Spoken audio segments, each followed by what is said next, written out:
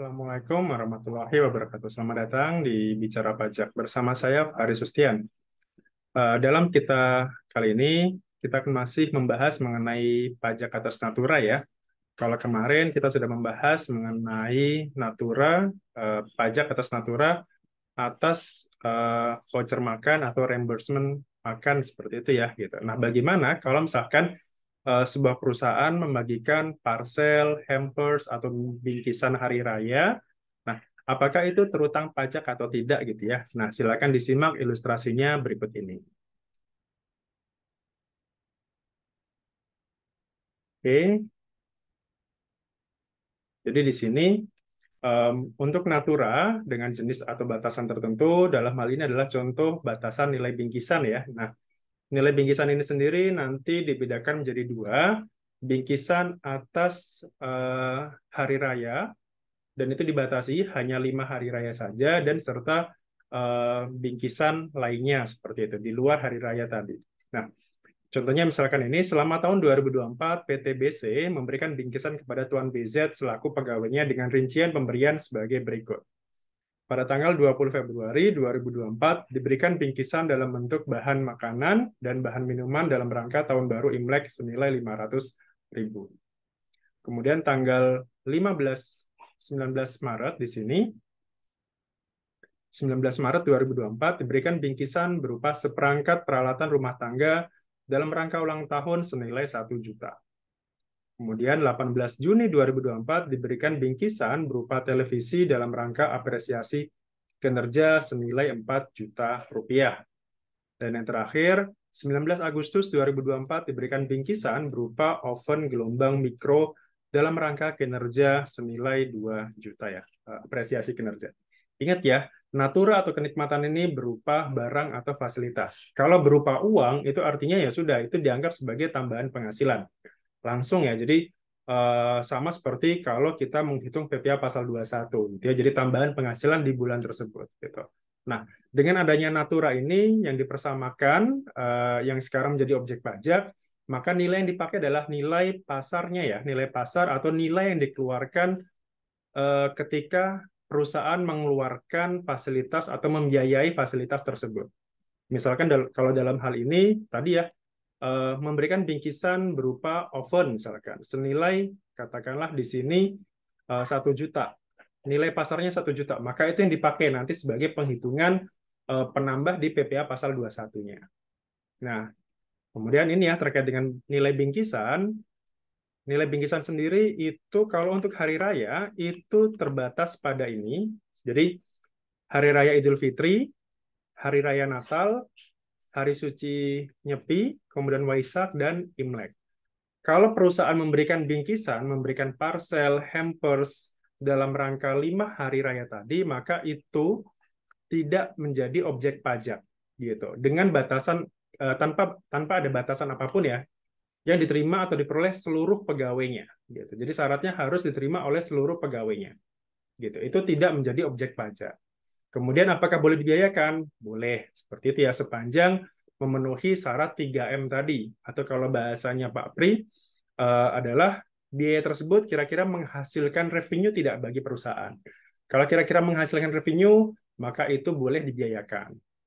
Nah, ini ya 5 hari raya besar ini. Tapi kalau di luar ini, misalkan hari raya Idul Adha, hari raya Galungan, atau misalkan hari Paskah gitu ya, terkait kemudian perusahaan memberikan bingkisan di luar 5 hari raya ini, maka dia mengikuti aturan maksimal adalah 3 juta per pegawai per tahun pajak.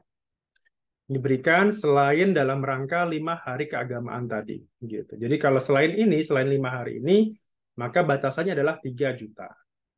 Nah, kita balik lagi ke soal yang tadi. Nah, ini ya, misalkan Februari, dia dapat tadi ya, Februari tanggal 20, dia dapat dalam rangka Imlek. Nilai bingkisannya adalah senilai 500.000. Ini bukan menjadi objek pajak. Kenapa? Karena Imlek tadi ya, Imlek adalah salah satu dari 5 hari besar tadi. Berapapun nilainya, misalkan nilainya di sini katakanlah 5 juta, ya tetap tidak dikenakan pajak. Gitu. Nah, kemudian Maret, 1 juta. kumulatif ya. Jadi di sini adalah kumulatif selama 1 tahun. Jadi 3 juta itu sifatnya kumulatif, bukan per pemberian gitu. Jadi walaupun nilainya di bawah 3 juta gitu ya, tapi dikumulatifkan sampai setahun gitu. Misalkan Maret Maret eh, diberikan bingkisan dalam rangka ulang tahun perusahaan misalkan. Tadi ya nilainya 1 juta. Oke. Dihitungnya dari sini. Bukan dari sini ya. Kalau di sini tidak ada batasan apapun di sini. Jadi 3 juta itu dihitung dari Maret ini. Karena masih di bawah 3 juta, maka bulan Maret tidak dikenakan pajak. Gitu. Atau belum terutang PPh atas natura tadi. Kemudian bulan Juni ternyata dia dapat bingkisan lagi berupa televisi misalkan dalam rangka apresiasi kinerjanya. Nilainya sebesar 4 juta rupiah.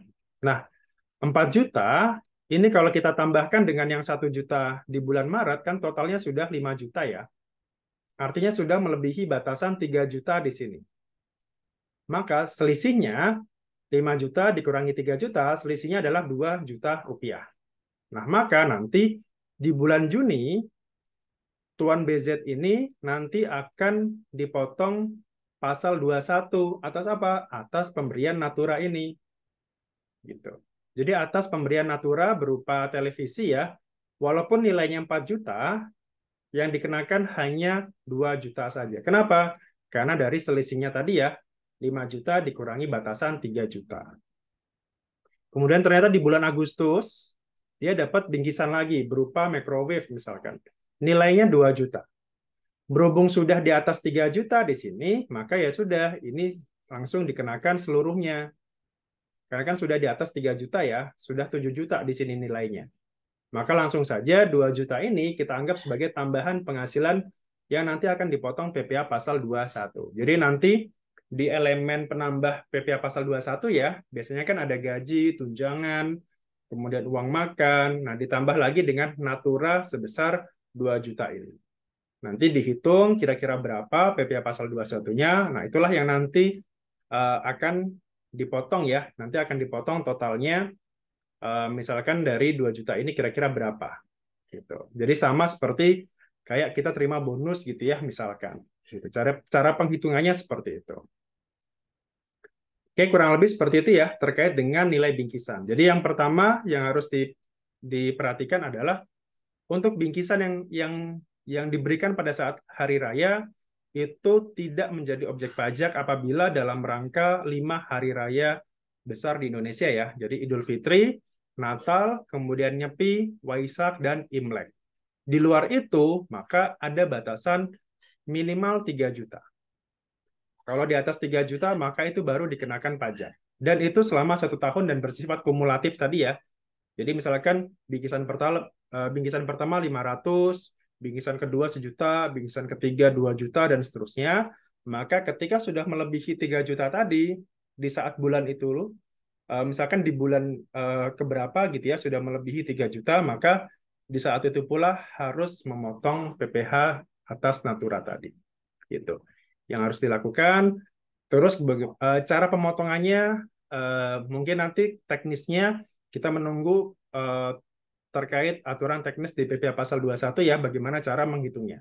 Apakah natura itu nanti dipersamakan menjadi penghasilan yang sifatnya rutin atau menjadi penghasilan yang sifatnya tidak rutin. Karena itu sedikit berbeda ya cara penghitungannya. Gitu. Kalau tidak rutin, maka kita bisa samakan itu dengan penghitungan seperti bonus. Tapi kalau sifatnya rutin, itu berarti kita anggap sebagai tambahan penghasilan seperti gaji atau tunjangan yang setiap bulan kita terima. Seperti itu ya. Jadi itu tinggal itu aja penegasan terkait dengan pemotongan pasal 21-nya. Semoga secepatnya hadir dan kita bisa mulai simulasikan kira-kira penghitungannya berapa. Gitu. Oke, itu saja yang dapat saya sampaikan. Sampai jumpa lagi di video berikutnya. Assalamualaikum warahmatullahi wabarakatuh.